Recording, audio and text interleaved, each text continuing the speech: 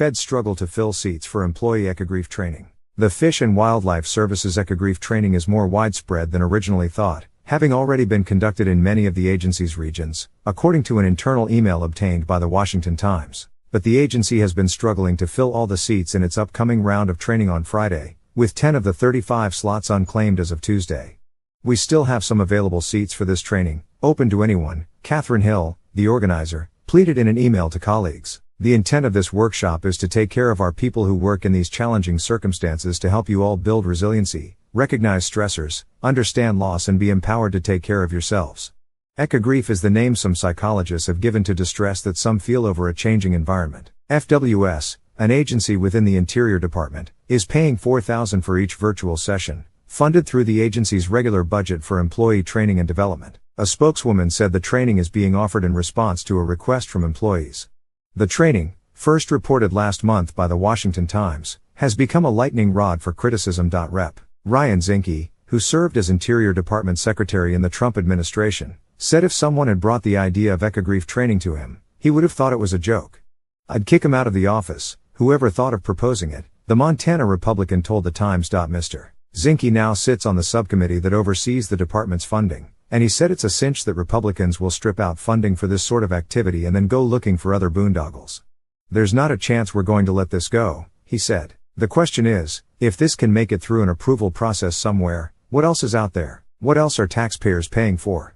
Transgender Day of Visibility. Some FWS employees cast the ecogrief training as the latest in a line of agency initiatives they said are pushing a woke agenda on employees. The Interior Department announced its first ever Transgender Day of Visibility Summit, to be held March 29.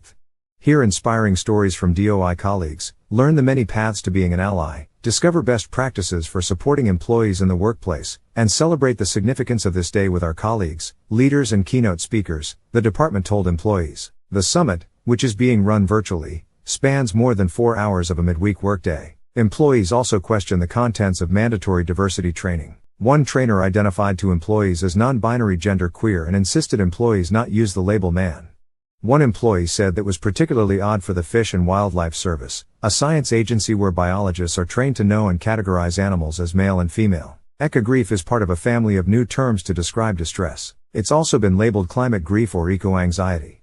The American Psychological Association says it can manifest as a sense of being overwhelmed by the immensity of changes to the environment or even a sense of anticipated loss, essentially mourning what someone believes to be inevitable, particularly with climate change. The association, in a 2020 article, acknowledged that not much is known about climate grief and said there were no clinical studies on how to treat it. But the group speculated that the worries strike younger people more than older people and also hit indigenous people harder because they are more likely to be upended by a changing climate. Climate scientists and activists would make for particularly acute sufferers, the association said. The FWS training is being provided by Tom Callis, a psychologist who specializes in workshops on emotional intelligence, Michelle Dorr, a wildlife biologist who has offered previous courses to FWS on self-care and cooperative language, and Jimmy Fox, an FWS employee. The Times reached out to Mr. Fox for a comment on the ecogrief training but did not receive a reply. The ecogrief training is voluntary. The course the Times was made aware of is being offered to FWS Southwest region, which covers Arizona, New Mexico, Texas, and Oklahoma. Friday's session will be followed by another on April 5. Waste of time. Ms. Hill, the organizer pleading with employees to sign up, said the training previously had been offered in many of our other regions with great response.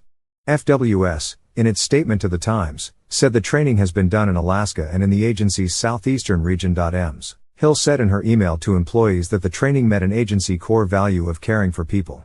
The ever-changing challenges impacting our conservation work, our neighbors and the communities we live, work and recreate in, including droughts, wildland fires, declines or loss of species, declining habitat and impacts to public outdoor recreation add up, she said. Rep. Tom Tiffany, Wisconsin Republican and member of the House Natural Resources Committee, called the training a colossal waste of time and resources.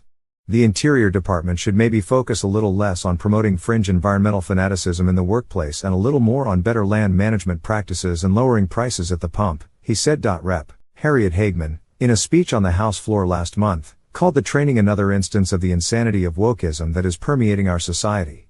The Wyoming Republican vowed to take steps to halt the spending. For our friends at the Fish and Wildlife Service who may be watching this speech, you may want to take that ecogrief seminar now, before we legislate it out of existence, she said.